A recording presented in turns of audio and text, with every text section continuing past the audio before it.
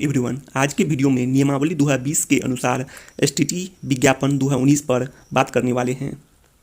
जैसा कि पिछले वीडियो में हम लोगों ने नियमावली 2020 के बारे में जाना, उस नियमावली के जो 24 पॉइंट था, पॉइंट नंबर 24, जिसमें यह बताया गया था कि पिछले जितने भी नियमावली हैं वह निश्चित माने जाएंगे, और साथ ही साथ उसका 24 का ही 2 पॉइंट था जिस पर यह बताया गया था कि पूर्व के नियमावली के क्रियान्वयन के क्रम में निर्गत ऐसे अधिसूचना, आदेश, पत्र, परिपत्र आदि जो इस नियमावली के अनुकूल नहीं होंगी वह स्वतः इस नियमावली के अनुरूप संशोधित माने जाएंगे।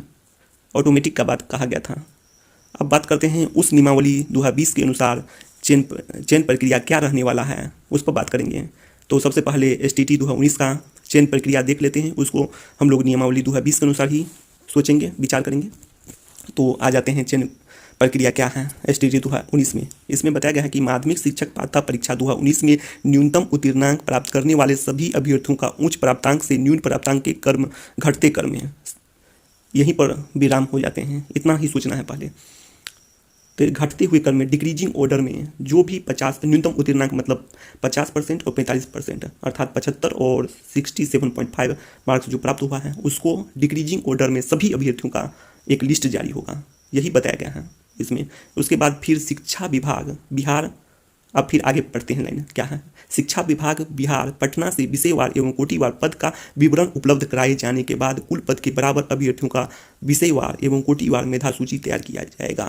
मतलब फिर शिक्षा विभाग से नोटिफिकेशन आएगा, यह बताएगा किसके लिए, तो विषयवार और कोटिवार पद का विवरण उपलब्ध कराने के लिए। क्योंकि इसका ये जो वैकेंसी निकला हुआ था वह टेंटेटिव वैकेंसी है जो कि हर एक जॉब में देखने को मिलता है। यह कोई फिक्स वैकेंसी नहीं है, क्योंकि इसमें भी लिखा हुआ है शिक्षा विभाग से उपलब्ध कराया जाएगा विषयवार और कोटिवार पद। जैसा कि उत्क्रमित विद्यालयों में भी 33,916 पद अतिरिक्त देखने को मिला जो कि आवश्यकता अनुसार भरा जाएगा। और इस एसटीटी 2019 का भी सर्टिफिकेट का वैलिडिटी 7 ईयर्स है, और उसमें भी 7 ईयर के अंदर उत्क्रमित विद्यालयों में भी आवश्यकता अनुसार पद को भरा जाएगा। तो समझ सकते हो कि उस पदों को इस एसटीटी 2019 पास करने वाले भी उसके लिए भी एलिजिबल होंगे, और साथ ही साथ जो आगामी एसटीटी होगा वे सब भी एलिजिबल होंगे। तो बात करते हैं चयन प्रक्रिया में। तो पहले लिस्ट तैयार होगा, यही बताया गया है कि जितना 50% और 45%, मतलब 75 और 67.5 से अधिक लाया होगा सबका एक लिस्ट डिक्रीजिंग ऑर्डर में इस बार अंक के अनुसार दिया जाएगा, एक लिस्ट तैयार कर दिया जाएगा। जैसा कि आप लोगों ने भी वायरल वीडियो में देखा होगा जो कि 1047 कंप्यूटर अभ्यर्थियों का लिस्ट 10+2 का वायरल है, वही उसी तरह एक लिस्ट तैयार किया जाएगा जितने भी पास करेंगे। उससे क्या होगा, तो इससे ये होगा कि जिस तरह से देखने को मिलता है जो कि 27 को एक अंक लगा दिया 127 बन गए, इस तरह का न्यूज़पेपर देखने को मिलता है। तो ये लिस्ट में सभी का रैंकिंग शो करेगा, तो इसी तरह का फर्जीवाड़ा नहीं हो पाएगा। ये फायदे हैं इस लिस्ट तैयार करने के।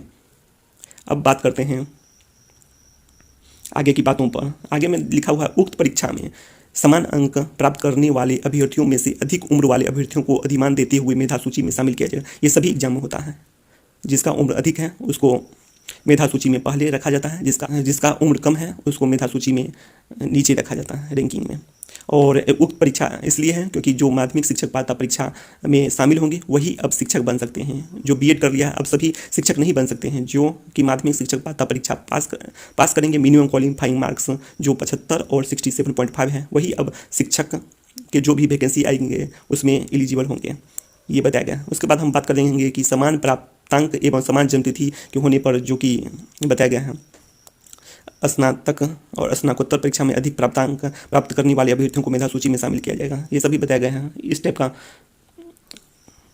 उसके बाद बताया गया है ये सब अल्फ़ाबेट के अनुसार बताया गया है। अब बात करते हैं आगे। ये सभी आप लोग देख लीजिएगा, ये सब में बताया पेपर 1 के लिए कौन सा योग्यता होना चाहिए, ये सब के बारे में हम लोग कल नियमावली में भी डिस्कस कर चुके हैं। पिछले वीडियो आप लोग नहीं देखा है तो ज़रूर देख लीजिएगा। हाँ, और आप लोग वीडियो को देखते तो जरूर हैं पर चैनल को सब्सक्राइब करना भूल जाते हैं, अतः चैनल को सब्सक्राइब कीजिए, वीडियो को लाइक, शेयर और कमेंट करना न भूलें। अब बात करते हैं पेपर 1 में क्या मिनिमम एजुकेशन क्वालिफिकेशन या अर्हता क्या क्या है, अर्हता ये सब पर बात हम लोग नियमावली में भी कर चुके हैं। फिर भी देख लेते हैं कि इसका 7 का ख पॉइंट जो कि बहुत ही इंपॉर्टेंट है, उसमें क्या बताया गया है। उसमें भी नियमावली के बारे में बता दिया गया। समझ सकते हो कि विज्ञापन में भी नियमावली का उल्लेख कर दिया गया है कि समय समय पर यथा संशोधित, आप लोग देखना न भूलें, इस नियमावली को उल्लेख कर दिया गया है, समय समय पर यथा संशोधित बिहार नगर निकाय जिला परिषद माध्यमिक एवं उच्च माध्यमिक शिक्षक नियोजन नियमावली 2006 समय समय पर यथा संशोधित द्वारा निर्धारित योग्यता अर्हताधारी अभ्यर्थी माध्यमिक शिक्षक उच्च माध्यमिक शिक्षक के पद हेतु माध्यमिक शिक्षक पात्रता परीक्षा 2019 के अभ्यर्थी हो सकते हैं, यह बता दिया गया है। तो नियमावली 2006 का इसमें भी उल्लेख है। उसके बाद हम बात करते हैं कि पेपर 2 का जो क्वालिफिकेशन बताया गया है, आप लोग वीडियो को पॉज करके भी देख लीजिएगा, वैसे आप लोग जानते ही हैं। अब बात करते हैं पेपर 2 के बारे में। अर्हता में भी 9 का ख बता दिया गया, 9 का ख देख सकते हैं आप लोग। उसमें भी नियमावली 2006 समय समय पर यथा संशोधित के बारे में उल्लेख है। तो संशोधित के उल्लेख का मतलब है कि अभी जो लेटेस्ट नियमावली है, लेटेस्ट नियमावली अभी 2020 चल रहा है, यह 20 अगस्त 2020 से ही लागू है, जबकि एग्ज़ाम 9 सितंबर से 21 सितंबर के बीच हुआ है। और हम लोग देखते हैं कि बहुत सारे एग्ज़ाम होते हैं जिसमें एडवर्टाइजमेंट के बाद एक शुद्धि पत्र निकलता है, उसके बाद कोई भी उसमें और विज्ञापन में चेंज कर दिया जाता है। एग्ज़ाम से पहले यह देखने को मिलता है। अब बात करते हैं उम्र सीमा, तो उसमें भी एक ही है, 21 वर्ष दिया गया था, और इसमें भी वही है, नियमावली 2020 में भी 21 वर्ष बताया गया था। अब बात करते हैं कि उत्तीर्णांक का बात कर लेते हैं। उत्तीर्णांक है कि माध्यमिक शिक्षक पात्रता परीक्षा 2019 का न्यूनतम उत्तीर्णांक निम्नवत होगा। जनरल कैटेगरी के लिए 50% और बाकी जितने भी रिजर्व कैटेगरी हैं सभी के लिए 45%, यही कट ऑफ रहने वाला है। अब बात करते हैं कि प्रमाण पत्र का, तो प्रमाण पत्र के बारे में बात करते हैं। तो बिहार विद्यालय परीक्षा समिति द्वारा माध्यमिक शिक्षक पात्रता परीक्षा 2019 में विषयवार एवं कोटिवार कुल पदों के बराबर उत्तीर्ण अभ्यर्थियों की मेधा सूची तैयार की जाएगी और तदनुसार प्रमाण पत्र निर्गत किए जाएंगे, ये बात बताया गया है। तो इसको हम सोचते हैं, इस पर विचार करते हैं। विषयवार और कोटिवार, इसके लिए डॉक्यूमेंट वेरिफिकेशन करना होगा फर्स्ट, तो उसके बाद ही कोई भी विषयवार और कोटिवार कुल पद के बराबर मेधा सूची कोई भी बोर्ड हो, कोई भी हो, जारी कर सकता है। इसके लिए सबसे पहले डॉक्यूमेंट वेरिफिकेशन करना होगा। बिना डॉक्यूमेंट वेरिफिकेशन के कुल पद के बराबर उत्तीर्ण अभ्यर्थियों की मेधा सूची नहीं तैयार की जाती है। इसके लिए कम से कम 5 गुना अधिकतम 5 गुना अभ्यर्थियों का प्रोविजनल लिस्ट जारी किया जाता है।